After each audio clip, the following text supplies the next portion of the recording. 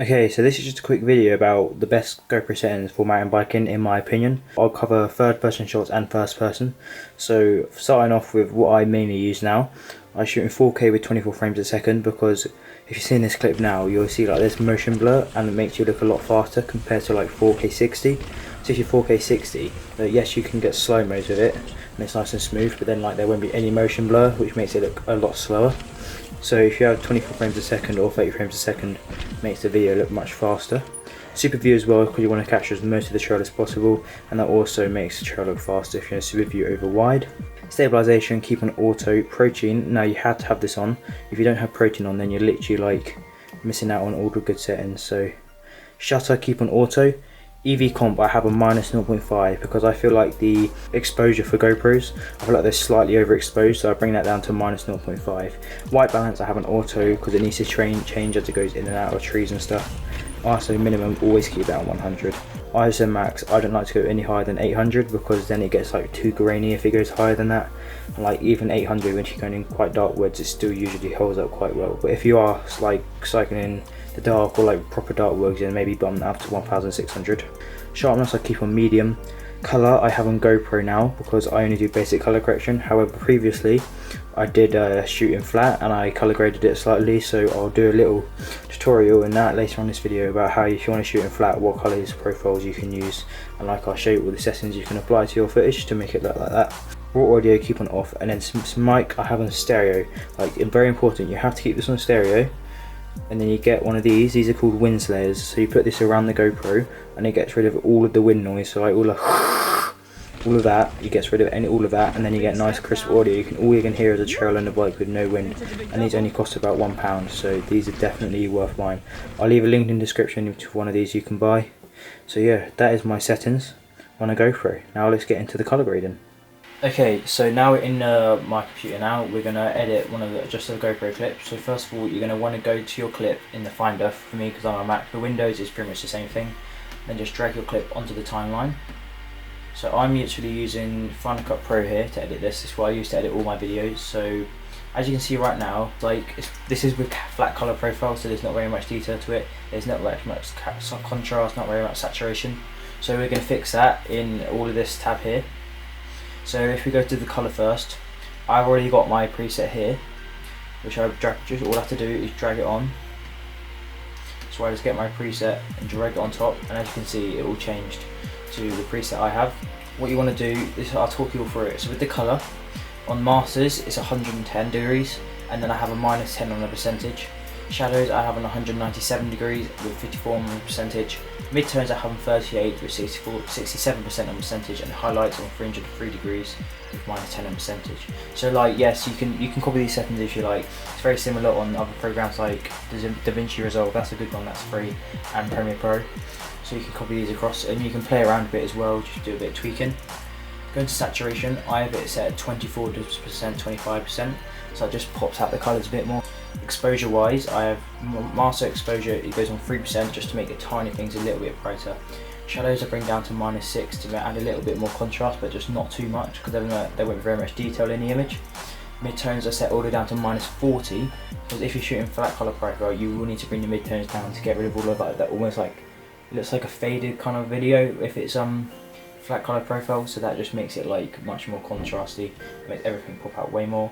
And then highlights I bring down to minus 19 to get rid of all of the overexposed whites, and just makes it much more of like an even video image, so just makes it look a much like cleaner image.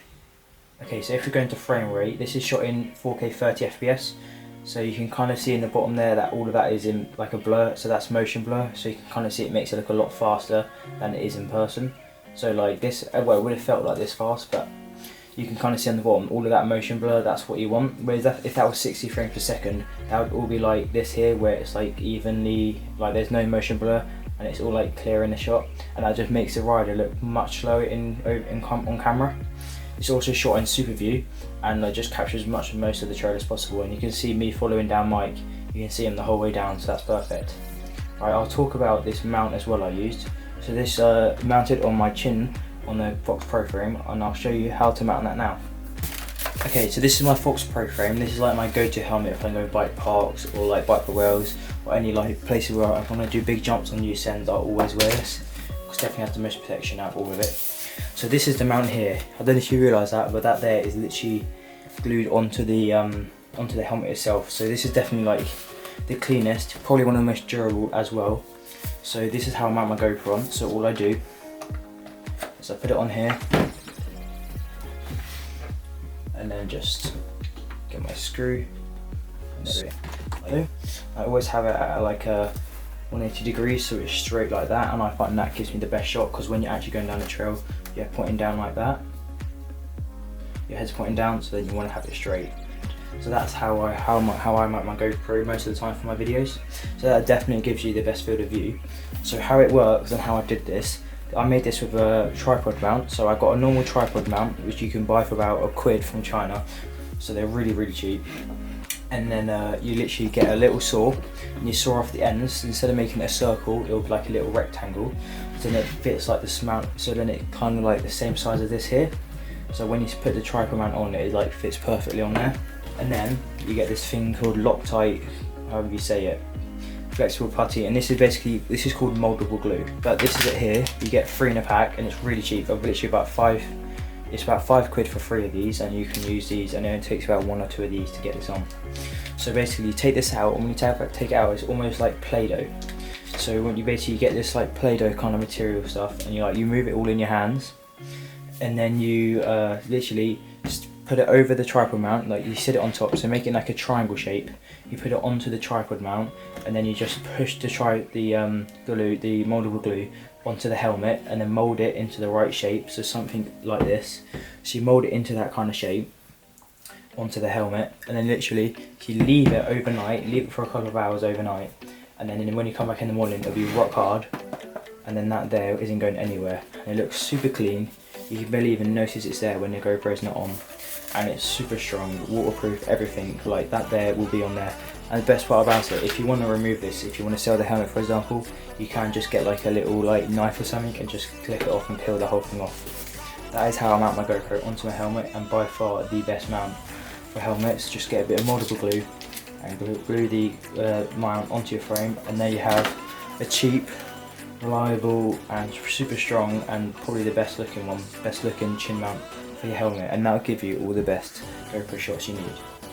Right, so I hope you enjoyed this video about all the tips and tricks with my GoPro, the best settings to use and for the mounts. So I always use this setup, and I will always update you in the community section if I have any like new settings which I think are the best ones. So yeah, stay tuned to more updates on that. I will try and get some more videos out over lockdown, but it will be difficult. But yeah, summer is going to be sick. We're going to get a ton of videos done, like edits on my Instagram every week. It's going to be a madness. So yeah, subscribe, follow me on Instagram at Sinclair MTB, and I'll see you guys in the next one.